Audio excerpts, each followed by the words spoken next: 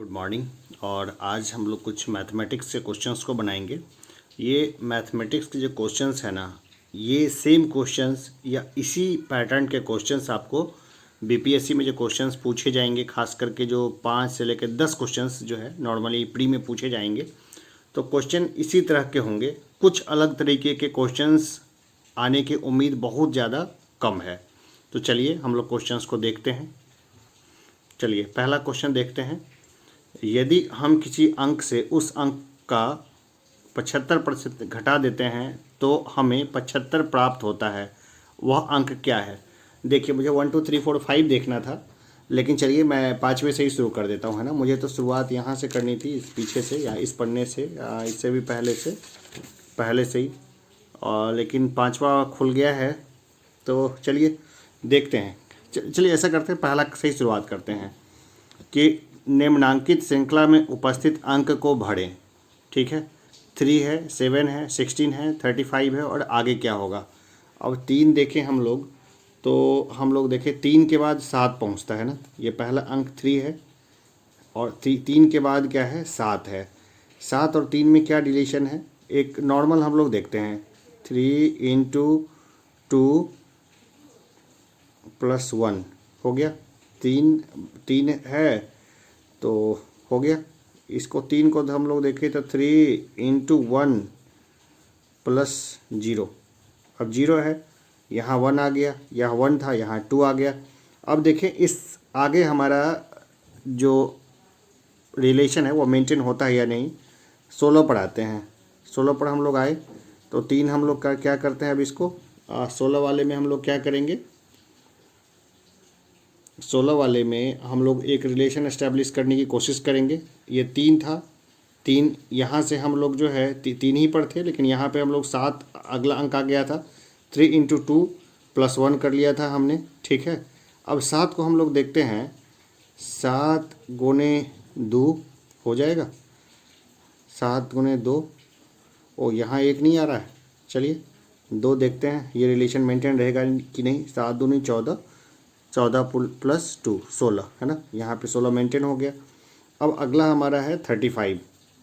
हम लोग 35 को लिए और देखते हैं कि 16 है, 16 × 2, अरे वाह 32 हो गया, +3, 1 2 और 3। पहले वाले अंक से हम लोग 2 को गुना कर रहे हैं और प्लस उसमें 1 बढ़ा के जोड़ते जा रहे हैं। 16 दूनी 32 +3 35, ये आ गया। ठीक है ना। अब हम लोग देखते हैं कि भाई बहुत सिंपल है कि हमें करना होगा। ये 35 है तो 35 × 2 + 4 कर देंगे तो हमारा पर्पस क्या हो जाएगा, सॉल्व हो जाएगा। 35 × 2 + 4, 35 दूनी 70 + 4 74। अरे वाह, इतना सिंपल था। ये ऑप्शन में भी दिया हुआ है। ठीक है, एक बार आप इसको क्रॉस चेक कर लें। तो मुझे लगता है यही उत्तर होगा, इससे अलग तो नहीं होगा उत्तर, होना भी नहीं चाहिए। फिर भी आप चाहें तो क्रॉस चेक कर सकते हैं। कोई और उत्तर होने का या किसी किस्म का ज़्यादा इधर उधर होने का कोई चांसेस मुझे लग नहीं रहा। कई क्वेश्चन बड़ा कन्फ्यूज़न वाले होते हैं। ठीक है ना, इसको हटा दें, इसकी ज़रूरत ही नहीं थी। ये तो हमने ऐसे इसको करके देखा था कि आगे कोई रिलेशन मिलता है या नहीं। ज़रूरी नहीं है कि हमारा एजम्पशन सही होता। जैसे आप प्रथम बार इस क्वेश्चन को देख रहे हैं, उसी तरह मैं भी इस क्वेश्चन को प्रथम बार देख रहा हूँ, और इसको मुझे लगता है ये सही उत्तर है। वैसे कुछ चेंजेस होगा तो मैं आगे जो भी वीडियोस होंगे उसमें बता दूंगा या पिंड मैसेज डाल दूंगा इसमें। ठीक है, ये 74 मैसेज में कॉन्फिडेंट हूँ कि 74 ही होगा।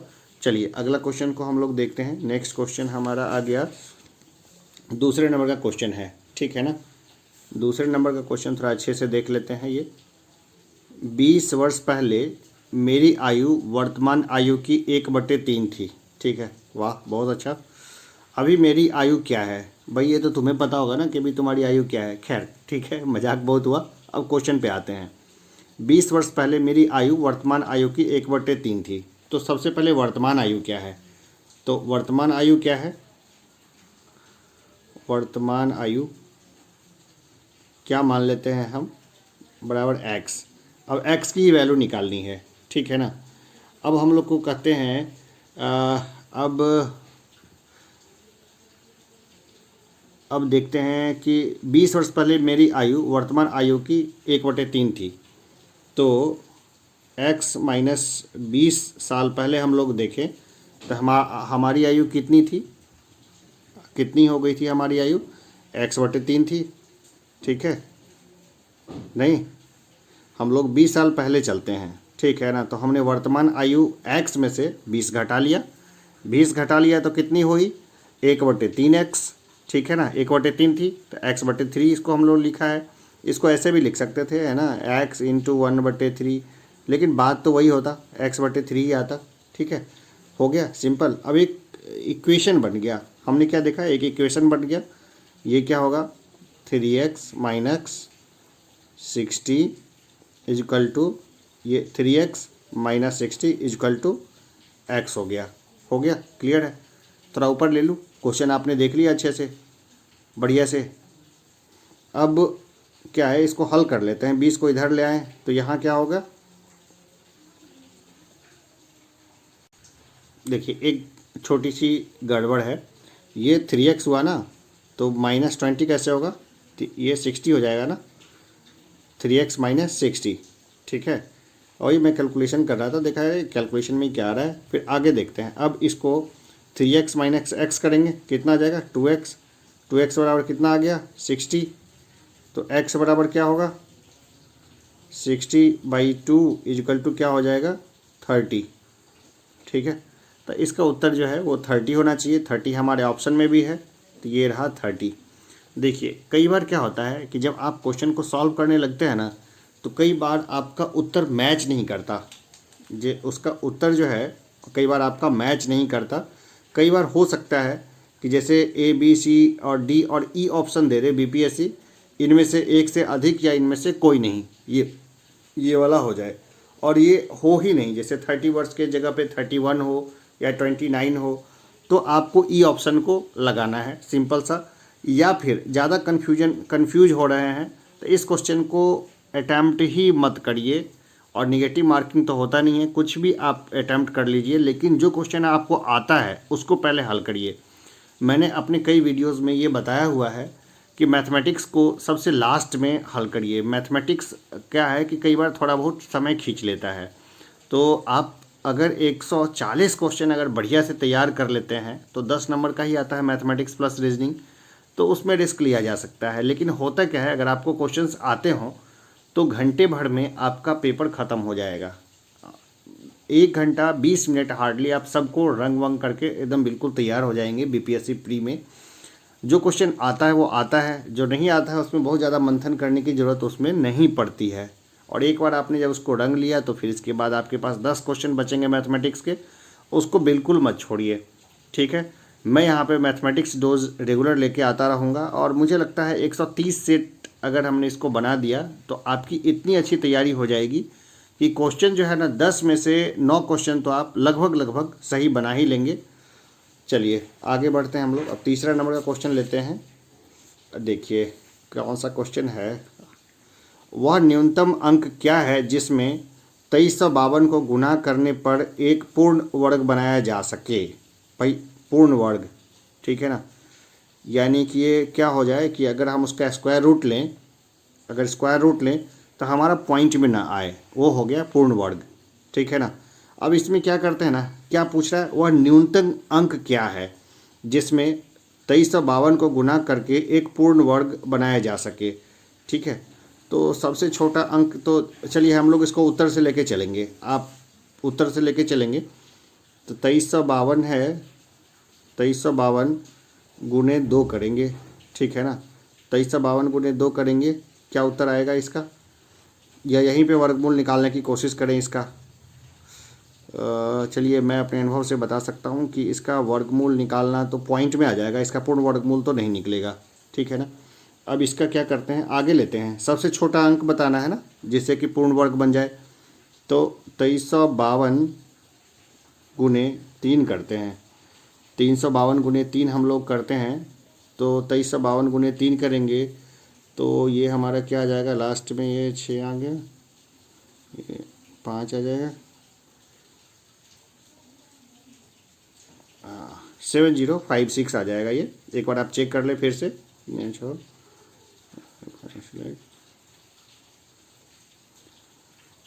हाँ 770-56 आ जाएगा। ठीक है, क्लियर है। और जिसने भी थोड़ा बहुत भी स्टडी किया होगा ना, तो अगर इसका 70-56 का वर्गमूल बन सकता है क्या? बिल्कुल बन जाएगा। इसको 70-56 अगर हम लोग करेंगे तो कितना आ जाएगा? ये हमारा 84 आ जाएगा। 84 का स्क्वायर होता है 70-56, 7056 स्क्वायर होता है कितना? 84 का। ठीक है, तो ये पूर्ण वर्ग बन गया। कितना? 3 से हमने मल्टीप्लाई किया तो ये पूर्ण वर्ग बन गया, यानी कंप्लीट स्क्वायर हो गया। तो यहाँ पे उत्तर क्या होगा? 3 हो जाएगा। आया? एकदम सिंपल है, बहुत सिंपल है। यहाँ पे हम लोग उत्तर से लेके चले हैं क्योंकि उत्तर में ही दिख गया था ABCD, यानी 2 3 4 5, 4 और 6। तो एक पूर्ण वर्ग बनाना था, बस 2 से हमने मल्टीप्लाई किया, पूर्ण वर्ग नहीं बना। ठीक है, तो हमने 3 से मल्टीप्लाई कर लिया। भाई क्यों ज़्यादा रिस्क ले? 4 से 6 से मल्टीप्लाई करने की ज़रूरत ही नहीं था, पहले से करना था। 2 से किया हमने, देखा कि भाई इससे तो पूर्ण वर्ग बनेगा नहीं। ठीक है ना, तो हमने किससे किया? 3 से मल्टीप्लाई किया। 7056 ये वाले क्वेश्चंस है ना, 7056 वाले मैंने मैथमेटिक्स के प्रैक्टिस में बहुत काटे हुए हैं, बहुत ज़्यादा इनको काटा है, कटकुट किया है 84 से, तो मुझे सीधा याद आ गया। कई लोग जिनकी इतनी प्रैक्टिस ना हो उनको थोड़ा वक्त लगेगा, 5 मिनट लग जाएगा, 7 मिनट लग जाएगा, लेकिन ये सवाल बहुत आसान है, आसानी से हल हो जाएगा। चलिए हम लोग चौथे क्वेश्चन के ऊपर में चलते हैं। चौथा क्वेश्चन तो बहुत सिंपल है, चलिए देखते हैं। यदि x + y = 6 और 3x - y = 4 तो x - y बराबर है। भाई x - y बराबर है भाई सॉरी, इसको देखते हैं, इसको कैसे निकालेंगे। भाई चौथा नंबर का क्वेश्चन है, क्या है? x + y को हम लोग एक समीकरण में ले, x + y = क्या है? 6 है, ये इक्वेशन नंबर 1 हो गया। और क्या है? 3x - y = 4 है, 3x - y = 4 है, इसको हमने इक्वेशन 2 मान लिया। ठीक है, इक्वेशन 1 और 2 हमने दोनों ही मान लिया। अब क्या करते हैं, इक्वेशन 1 जो है इसको 3 से गुना कर देते हैं, माइनस कर देते हैं। 2 × 1 आसान लगा मुझे, मतलब इस तरह से करेंगे तो थोड़ा इजी पड़ जाएगा। भाई समीकरण ही तो सॉल्व करना है, क्यों उल्टा सीधा घुमाना? जो सबसे इजी तरीका लगता है उसी से करते हैं काम। ठीक है, सवाल देख लिया आपने? थोड़ा ऊपर ले लेते हैं इसको, नहीं दिख रहा होगा थोड़ा सवाल। अब क्या हो जाएगा? ये 3x + 3y = कितना हो गया? 18 हो गया। 3x + 3y = 18 हो गया। अब इसके बाद क्या करना है? 2 × 1, दोनों माइनस करना है ना, तो हम लोग क्या करेंगे? 3x - y = कितना हो जाएगा? 4 हो गया। और माइनस कर देते हैं, माइनस कर देंगे तो क्या होगा? ये माइनस हो जाएगा, ये प्लस हो जाएगा, ये माइनस हो जाएगा, सबके बदल गए साइन। तो 4y = कितना हो गया? 4y = हो गया 14, इसलिए y = कितना हो जाएगा? 14/4 = 7/2। भाई यहाँ तक तो हो गया। अब इसका वैल्यू रखते हैं, सबसे आसान। अब क्या करते हैं, y की वैल्यू जो है, y का वैल्यू 1 में रखते हैं, 1 में रखते हैं। y का वैल्यू किस में रखते हैं? 1 में रख देते हैं। ठीक है, तो हमारा क्या हो जाएगा? x + 7/2 है ना, x + 7/2 = 6। तो x बराबर क्या हो जाएगा? 6 - 7/2। ठीक है, तो कितना हो जाएगा? ये 5/2 आ जाएगा सीधा ही, 6 दूनी 12, 5/2 आ गया। तो x - y क्या होगा?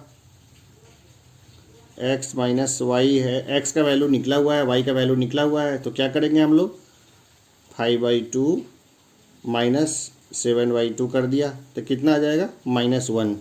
ठीक है, ये -1 है। -1 क्या ऑप्शन में दिया हुआ है? बिल्कुल ये रहा, -1 दिया हुआ है, तो -1 के ये बराबर हो जाएगा। एकदम सिंपल है ना ये क्वेश्चन। ये मुझे नहीं लगता कि ज़्यादा तकलीफ़ है, फिर भी किसी को अगर दिक्कत लगे ना तो एक बार दोबारा सॉल्यूशन के तरीके को देख लेना। ठीक है, एक बार दोबारा सॉल्यूशन के तरीकों को देख लेना। सिंपल है, x + y = 6 है, दिया हुआ है, 3x - y = 4 है, दिया हुआ है। तो हमने बस क्या किया कि एक बार y का वैल्यू निकाल लिया, y का वैल्यू जैसे ही निकला हमने x का वैल्यू निकाल लिया, और x और y दोनों का जैसे वैल्यू निकला कि हमने क्या किया, x - y का वैल्यू पूछ रहा था, तो x - y निकाल दिया तो -1 आया। -1 आया तो ये हमारे उत्तर में यहाँ पे 1 जो है वो दिया हुआ है। हार्डली 1 मिनट लगेगा अगर एग्जामिनेशन, ये तो मैं समझा रहा हूँ इसलिए ये समय खींच रहा है, लेकिन अगर कोई और इसको बनाना चाहे तो बहुत आसानी से 1 मिनट में ये क्वेश्चन आराम से सॉल्व हो जाएगा, है ना। एकदम आसान सा सवाल और 1 नंबर पूरा, 1 नंबर से तो सिलेक्शन हो जाता है एग्जामिनेशन में। चलिए अब 5वां नंबर क्वेश्चन पे चलते हैं, देखते हैं। यदि हम किसी अंक से उस अंक का 75% घटा देते हैं तो हमें 75 प्राप्त होता है, वह अंक क्या है। अब भाई ये सवाल तो बड़ा सिंपल है। तो सबसे पहले मान लेते हैं किसी को कि माना x ही मान लेते हैं, माना कि अंक x है, माना कि अंक बराबर x, ठीक है ना, अंक बराबर x है। तो क्वेश्चन के अकॉर्डिंग तो प्रश्नानुसार हम लोग क्या लिख सकते हैं, क्या बोल रहा है क्वेश्चन, क्या बोल रहा है, x - x का 75% बराबर कितना है, 75, ठीक है। प्रश्न यही तो बोल रहा है, यदि हम किसी अंक यानी x से उस अंक का 75%, x का 75% घटा देते हैं, यानी माइनस कर देते हैं, x - x का 75%, इसको घेर देते हैं थोड़ा सा, है ना। यदि हम किसी अंक यानी x से उसी अंक का 75% यानी x का 75% घटा देते हैं तो कितना बचता है, 300, ठीक है, 75 बचता है ये, ठीक है ना, 75 बचता है। तो उसका उत्तर जो है मतलब अंक क्या होगा, ठीक है। अब इसको सॉल्व कर लेंगे तो हमारा अंक आ जाएगा, ठीक है। तो x - 75x बटे कितना हो जाएगा, 100 बराबर कितना हो गया, 75, 75, सिंपल है, ठीक है। अब इसको सॉल्व कर लेते हैं। सॉल्व करेंगे तो हम लोग ऐसा करते हैं, यहीं पे सॉल्व कर लेते हैं, ठीक है ना। कितनी बार में हो जाएगा ये, 25 × 75, 25 चौके 100, x - 3/4 x बराबर कितना हो गया, 75, ठीक है। अब इसको सिंपली हल कर लेंगे, इसको हम हल करेंगे तो क्या हमें मिलेगा, ये इसको हल करेंगे 4x - 3x, है ना, बटे 4, सिंपल है। तो क्या हो गया भाई, x बटे 4 हो गया, x बटे 4 बराबर कितना हो जाएगा, 75।